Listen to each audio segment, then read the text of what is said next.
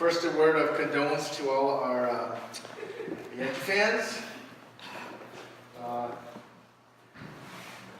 I know many of you were so excited, and I actually was hearing that even Mets fans were rooting for the Yankees, just because they were getting caught up in the story of these young guys and high-character guys. But you know, Yankee fans aren't the craziest, but yeah, you can see them everywhere because they're wearing their hats. And when you go to the games, they're loud, they're wearing their jerseys, and they're buying their stuff here and there. You know, you can tell a Yankee fan by what they have and what they sport. And it's not just Yankee fans. It's every fan. You know, sports is such a big thing in the United States. If you go to certain towns, it is the thing in that town. For example, these are real people. They do this every week. They put all of their energy, their funds, their ingenuity in showing their fandom, showing how much they identify with this team, showing how much they root for them, that their heart and soul is invested. They do stupid things like this. Why is that man wearing a cheese bra? I don't know.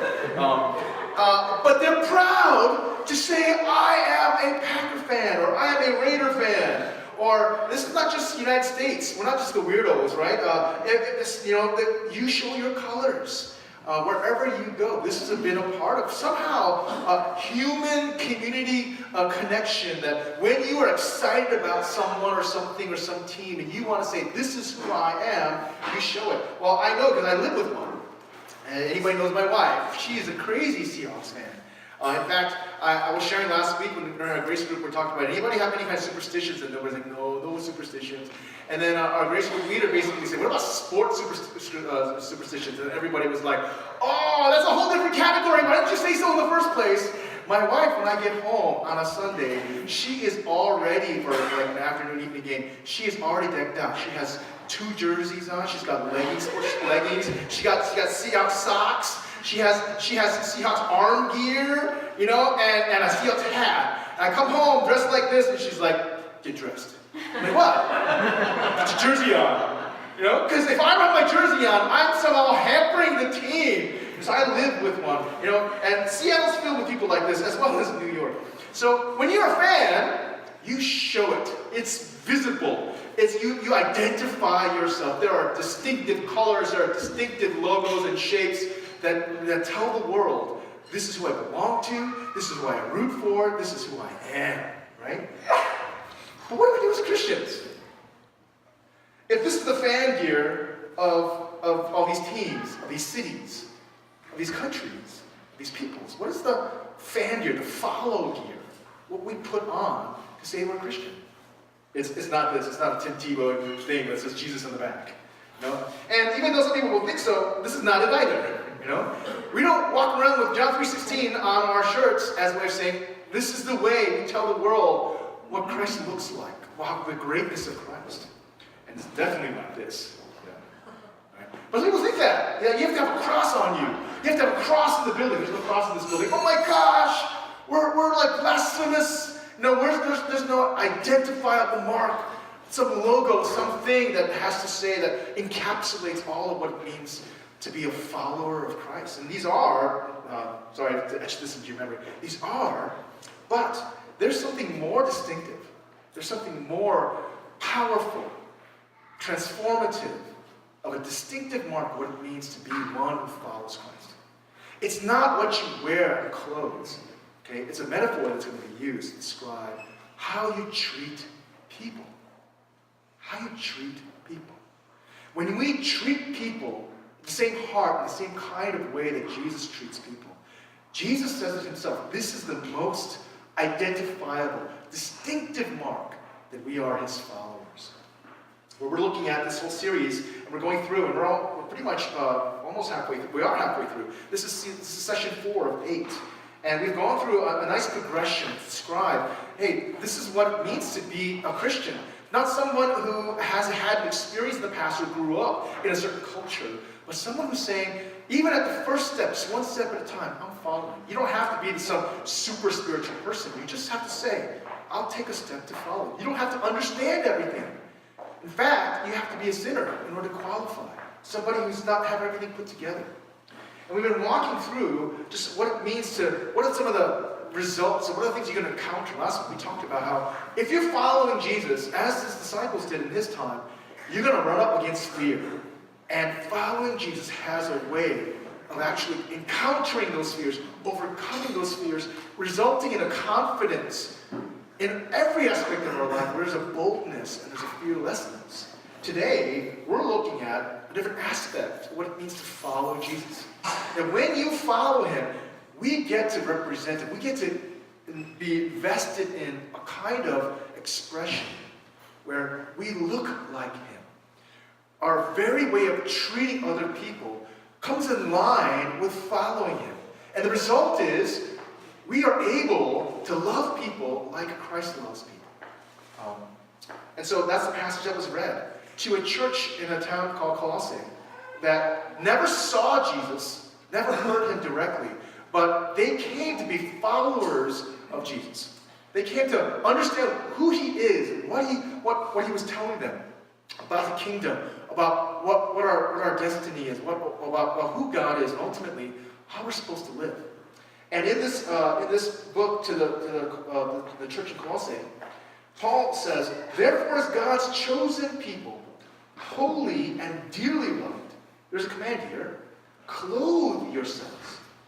Put on some garb, some dress, some external representation of who you really are as God's chosen people, holy and dearly loved. Clothe yourself with compassion, kindness, humility, gentleness, and patience. 5 aspects, 5 fleshing out of how we're supposed to treat each other that is distinctively representing the one who we follow. The follower of a Christian, of a follower of a Christ follower. For basically what we get to realize is that Paul is unpacking, helping us to understand, fleshing out what Jesus meant. And this is not Colossians 3:12, this is John 15, verse 34 and 35. When Jesus told his disciples something very distinctive, very clear, he says, "A new command I give you, love one another, not just in the way that you love, the world loves. Love one another as the way I have loved you. By this, everyone will know that you are my disciples, if you love one another." Isn't that interesting? What is the key defining mark, the distinctive mark of what it means to be a follower of Christ? Not necessarily if we know the Bible left and right, if we actually have this kind of a life with God. Like sometimes we see very spiritual people and they look very spiritual, they act very spiritual. No, what is the touchstone that you know this is authentic and real? That's how you treat people. When we follow Jesus by loving people and loving one another, everyone begins to see not only that we are his followers, they begin to see how wonderful and how great God is, who Christ really is. Our follower that we get to sport is the very character of Christ. And interesting, it's not just love one another as I have loved you. If you look back to these verses, the five different aspects, we can do this here if you want. The 5 different aspects that is outlined in Colossians 3:12, these are all words used to describe Jesus. Used to describe the very character of God and who he is, used to describe how he treats people, how he loves people. Jesus himself says, "I am humble and gentle of heart."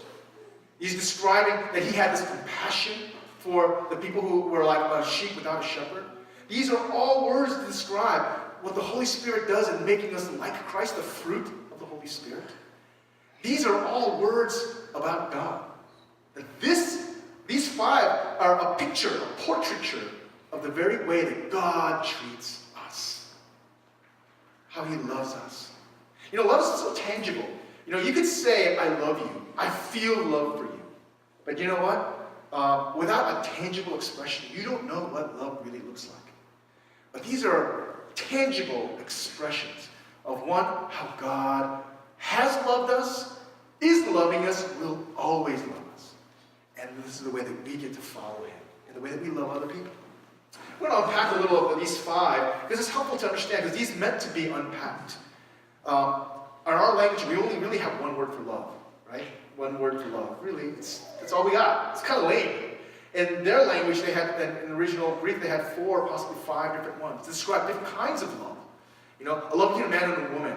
Okay, that's romantic, that's erotic. Love between brothers and sisters and parents. Okay, a filial kind of love, a brotherly kind of love, a love that's described with God that's not based on just emotions, but on sheer, unconditional commitment. Right? There's lots of different expressions that they had even in their language. We only got love. But when you see this unpacked, you realize, oh, these are all ways that you love somebody. Yeah. These are ways that we love.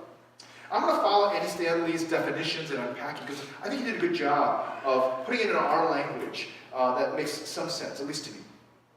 The first one that we're called to clothe ourselves with, to put on, kind of so that people see and it becomes our identifying mark, is compassion. And this is the way he describes or defines compassion. It's to experience such overwhelming love for others that you feel it in your gut. Okay? Anybody felt that before? Okay, parents sometimes get that, especially your first child, the first sickness, it might just be like a little sniffle, right? And as a parent, I can say, you know this is coming. You're like, poor pediatricians and the kinds of things that first parents bring to the pediatrician.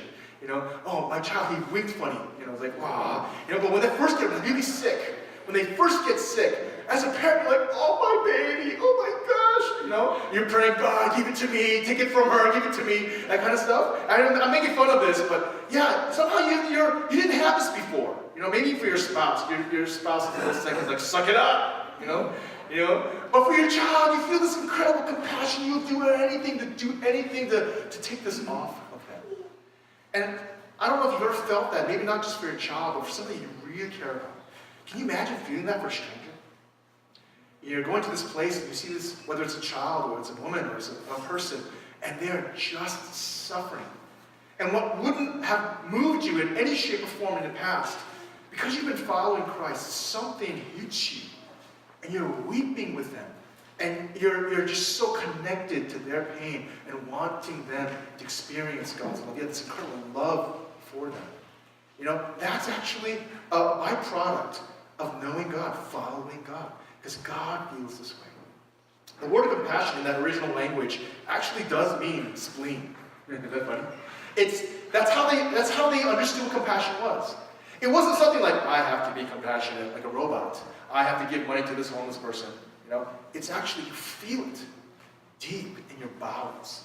Yeah. I feel stuff in my bowels when I drink too much milk. Right? I'm partially lactose. Right? And I don't know it yet. I have some cereal, and then I have a little ice cream and a little cheese, and I'm like, uh-oh. Next thing you know, I feel it in my bowels, like, oh! Yeah. It's like that. It's like something caught a hold of you, and there's something that's moving inside you. And many times we don't know what this really feels like because we don't allow it. I think advertisements have done a horrible job to rob us of compassion. Because you're up, maybe watching something, a show of yours, you're binge watching, and then a commercial comes out of these people who are working with starving children in Ethiopia. They show you that distended stomach, and like, can you help send $10? And you're like, feel so bad. But you don't want to be manipulated because you don't know where the money is going and so on and so forth. And before you know it, every time that commercial comes up, you just turn it off. You see somebody who's actually expressing deep pain, especially in a hospital. It's hard to retain your compassion when it's all around you. Yeah. But there's something about following God that as we follow Him, these 5 are not just commands, you must. These are a part of our inheritance. You get to put on these incredibly royal robes that speak of Christ, that was purchased for you. We get to experience this. We get to live this. This becomes a part of who we are. We're called to have compassion. We get to have an experience of compassion in the way God does. I'm going to move through here. The second distinctive mark of what it means to love like Christ loved, the follower of a Christ follower, is this: kindness. And when we think of kindness, it's really like somebody did something good for you. Somebody helped you here and there. That's actually a good start. I like the way that Eddie Stanley says it. He says, kindness is when you loan your strength to someone else. You have something. You have an ability. You have resources. You have funds. You have something that's going to help somebody else. And the word loan is kind of like you're giving it to them. But a better way of and he unpacks this himself. It's not that you're loaning them with expectation that I get it back with interest. You're giving it to them without an expectation at all. If you've ever seen an act of kindness, it actually is stark. It's like, whoa. I'm not talking about giving $1 to a homeless person. I'm talking about a real, thoughtful, genuine, heartfelt act of kindness. It actually is, it's a showstopper. I was actually, especially in New York. New York, you don't see a lot of kindness. You don't see it on the roads. You don't see it on the subways. You just don't see it a lot. In the corporate rooms, you don't see it a lot. I was actually traveling my way into the city for a meeting, and as I was, people were shoving and pushing me as I'm trying to get off the 7 train and get in. And I see this old lady, and she's slowly trying to get up the escalator, and she's trying to get out, and next thing you know, she trips, and she plants, or she's almost the face plant. And the people around her who kind of helped her trip by pushing, they just ran. They didn't even see her. And she's there, and there are people behind her like, who's holding up? Who's holding up the escalator? And there's this guy, and he was tall. He looked like he was he was somebody. He was very sharply dressed, nice shoes, right? And he was white, and all the people just kind of running past him out of nowhere because this woman was not white. He stops and just gently asks her, "Are you okay?" And then he gently helps her up. And he says, I'm late for a meeting, but I overheard. I was stunned. Overheard. I was like, can I help you get to where you're going? And she said, I'm okay. But like all day long, I was thinking, who's that guy? Who's that guy? Yeah. Now in Seattle, people are just nice. Okay? Everybody's kind of nice. Right? The guy behind you, if you're short 10 cents, let me give you 10 cents. Everybody's nice. Here, there's not a lot of nice people. And so when you're kind and when you're genuinely, authentically, you're loaning something. You're loaning something to help somebody at a time that's critical for them. Even if it costs you, it is so distinctive. It is not just something that's vivid for the New Yorkers to see. It's vivid in revealing ultimately who Christ really is. The third one is humility. Compassion, kindness, humility. Humility is really hard to grasp because in many ways we are told humility is when you self-deprecate yourself. You make yourself low. And how do we make ourselves low? We convince ourselves that we're worthless. Okay? If you're an Asian person, you don't need a lot of convincing because your culture has told you you're worthless, you're nobody, you suck, you have to work really hard to get someplace where you just suck a little less. Okay, that's my translation of Confucian understanding of things, right? And if you're not a patriarch, you'll always suck, right? That's the way Confucian systems work. Well, humility is, and one way to understand it, as Andy Stanley puts it, is seeing yourself accurately in relationship to other people and relationship to God. When you see yourself accurately in relationship to God, then you know what? It normalizes and affects the way that you treat other people. It sets up the way that you see, and it sets it up accurately the way you see other people. This is what I'm trying to say. When you see yourself before God, God is this holy, He's this big, He's this awesome, and you're nothing. Your righteousness, your personhood, your goodness, all that you have, all that you are, can't stand in front of Him. Every person who encounters God falls on their knees. Woe is me, right?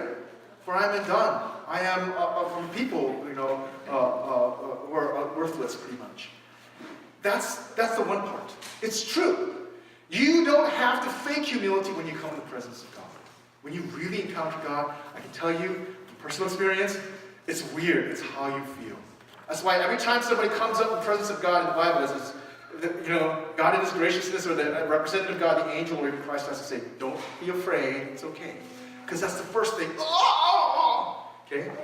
But true humility is accurately seeing yourself before God. A nobody who has been, by just unspeakable grace, been called, you're chosen. You're set apart. You're holy to me. You're dearly beloved.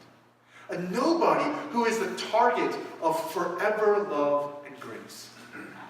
Isn't that interesting? Who's a target of compassion, kindness, humility, gentleness, and patience. And when you understand that, you don't have airs in front of another person. Look at me, I'm holy, I'm beloved, God loves me. He don't love you as much, so I'm better than you. You realize I'm a nobody. I'm as bad or worse than you. I've done some bad things, or could have done. I'm no better than you, even if I didn't do what you did. I'm no better than you. But I know my place before God. I'm a nobody who's been so loved that when I see you, and I realize that you're made in the image of God, you're loved too. If you don't think you're loved, you don't know how to love somebody. If you don't, not sure that you're this holy and beloved, then guess what? You see somebody else, like, oh no, he's worse than I am. He's less loved than I am. But when you're really seeing yourself accurately before God, that's what humility is. Wow, I have so much from God. I have an inheritance. I get to be just like him. He speaks to me. When you see somebody, you don't see them as less. Or you don't see them as, oh, they're so great, they have so much money. Okay? You don't have to.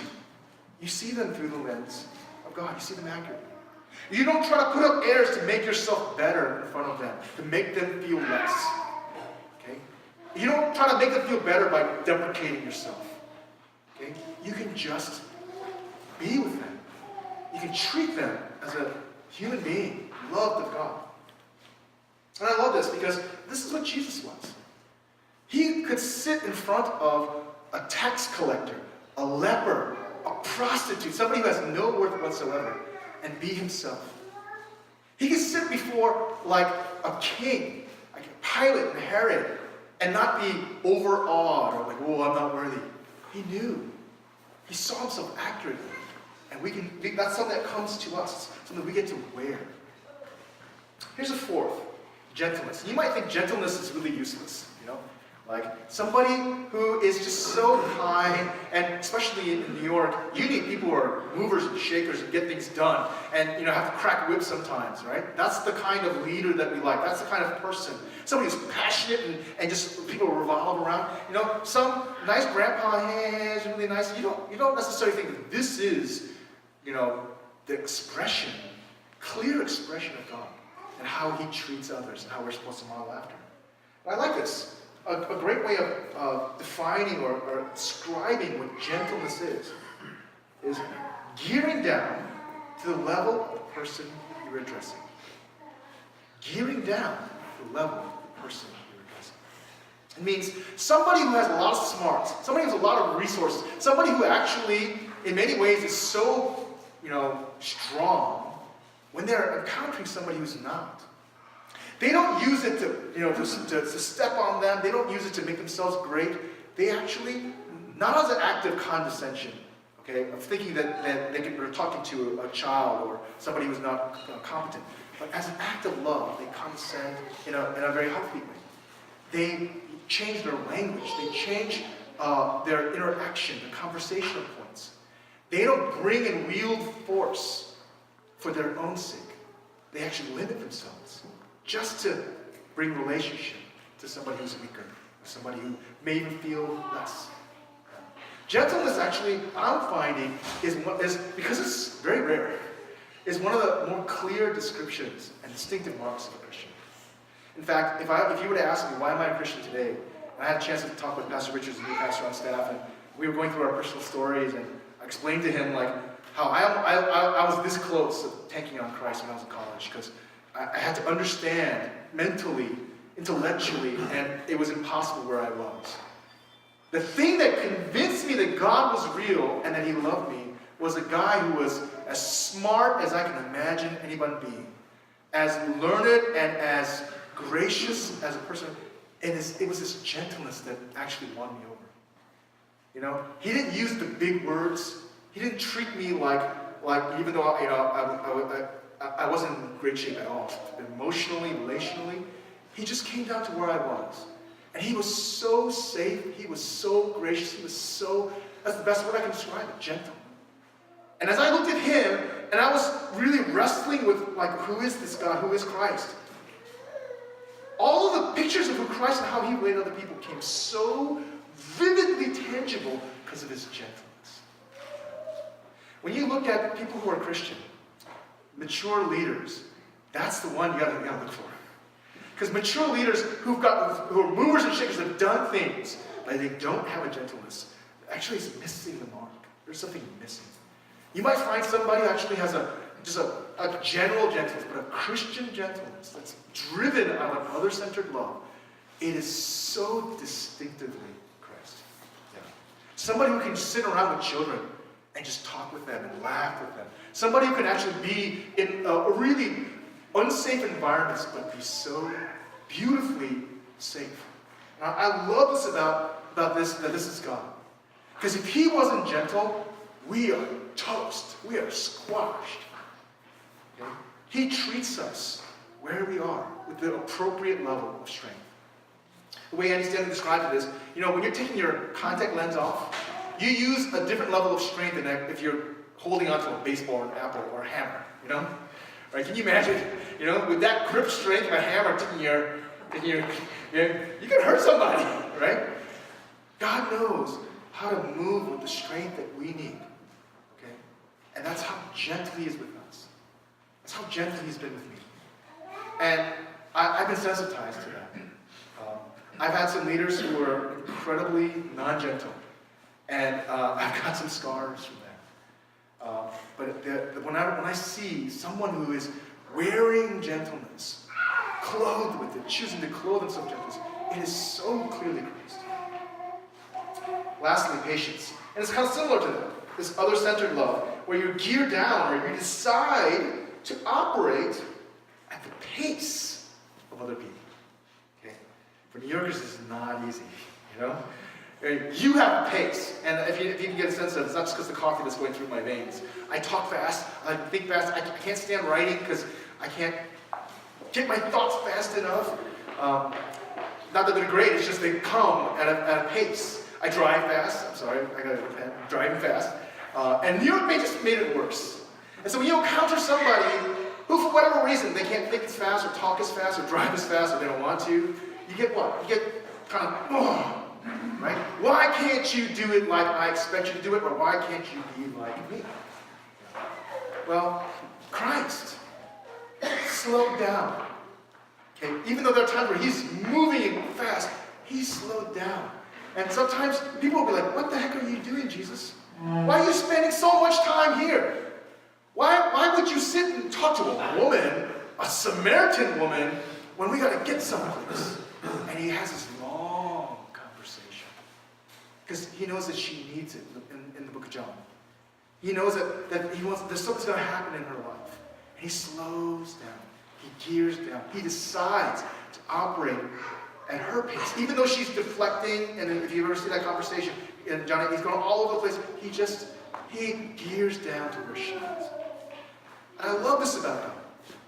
Because if he moved fast, and we can't follow him, and he expected us to become a Christian within 6 months, and we didn't match it there, we just didn't read enough, we didn't really think it through enough, we're too busy, and so on and so forth, and he says, too late, time's up, he actually is so patient with us. Sometimes I make mistake after mistake, same mistake. I tell my kids, you can make a mistake, but just don't make the same mistake twice. And here I am, I made the same mistake, not just twice. I'm like, I begin to do the Confucian self-flagellation. You suck. You gotta work harder because you suck. And God comes with this patient love. I know. I'm not giving up on you. I'm going to make you like me. You're going to get better. You're going to overcome this. Yeah? He doesn't leave us where we are, but he operates at our, considering him at our pace. I think there's something incredible about these five that we just don't pay attention to because we've heard them again and again and again. But I want you to hear this. First and foremost, this is how God loves you. This is how God loves you and me. And he models it Day in, day out. This is what we see. This is what he wears. Clothing would describe two things. Who you belong to and your inheritance. What is coming to you.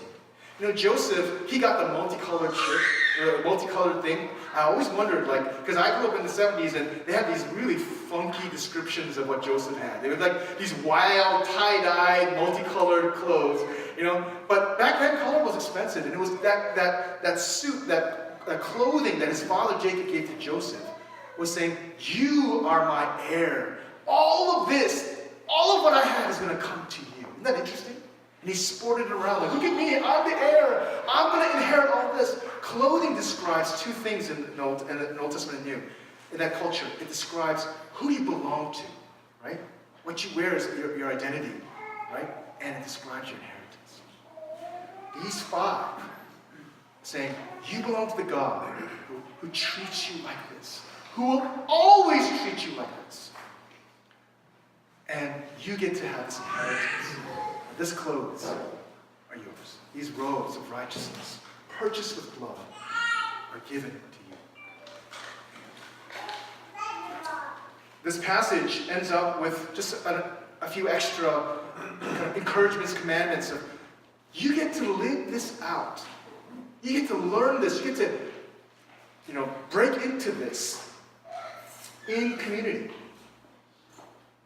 Continues on in verse 15 saying, bear with one another, bear with each other, and forgive one another if any of you has a grievance against someone.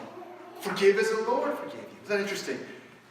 Be like this, compassionate, humble, gentle, right? Kind and patient. If everybody was all of this, we would have no reason to forgive. Trust me. Yeah. You're late, you let somebody down, and they're so patient. They don't take offense. It's okay. You have a need, and somebody steps up and they lend you their strength. You want to borrow my car? Oh, thank you so much.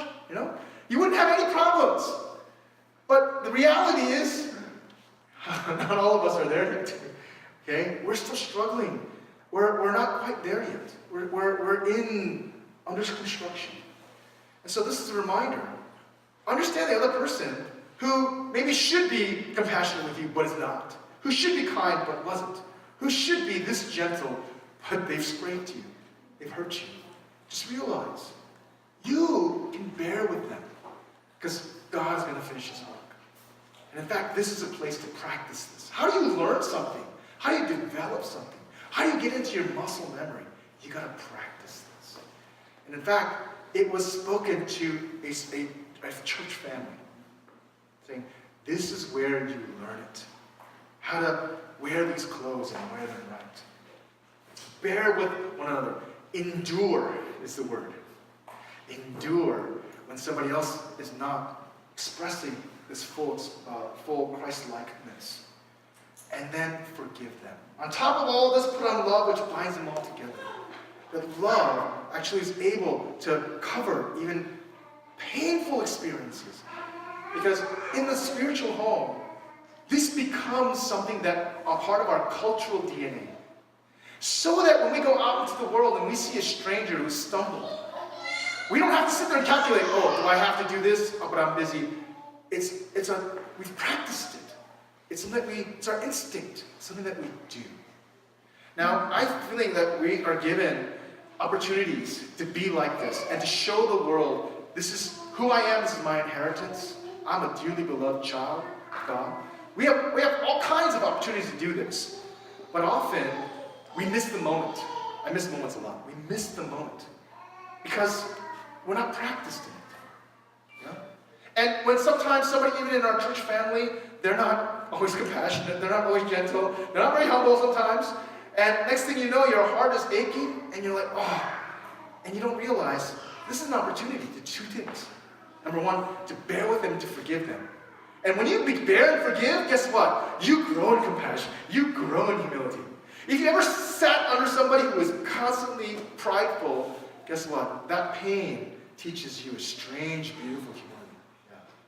Guess what? These are the way, in this organic way, God trains us. God shapes us. God shows us how to wield and put on these clothes. And to forgive. somebody in our family, our siblings, our parents. It could be somebody in our church family, even your pastor. But we're all going to need to learn how to do this, and we're all get to learn how to do this.